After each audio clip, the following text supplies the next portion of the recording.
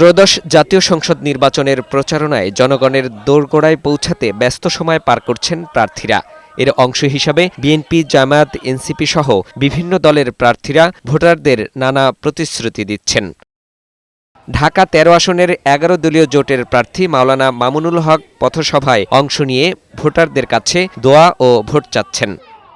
ঢাকা ১৮ আসনে ১১ দলীয় জোটের জাতীয় নাগরিক পার্টি এনসিপির প্রার্থী আরিফুল ইসলাম আবিদের ওপর হামলার অভিযোগ উঠেছে। সোমবার সকালে রাজধানীর খিলক্ষেতের ডোমনী বাজারে নির্বাচনী গণসংযোগকালে এ হামলার ঘটনা ঘটে।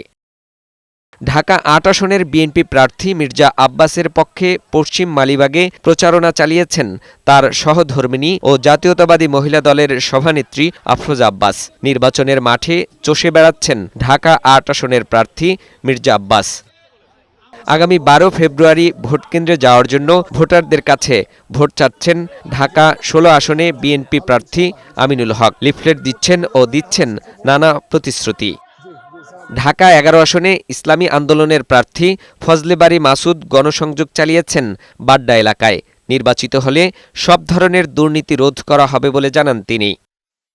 একই আসনের বিএনপির প্রার্থী এম এ কাইয়ুম নির্বাচনী সমাবেশ করেছে ভাটারায়। এ সময় এলাকার মানুষের সমস্যার কথা শোনেন ও সমাধানের আশ্বাস দেন। এছাড়া ঢাকার অন্যান্য সংসদীয় এলাকাতেও গণসংযোগে ব্যস্ত সময় পার করেন প্রার্থীরা। ফাহিম মুনাইম, বৈশাখী সংবাদ, ঢাকা।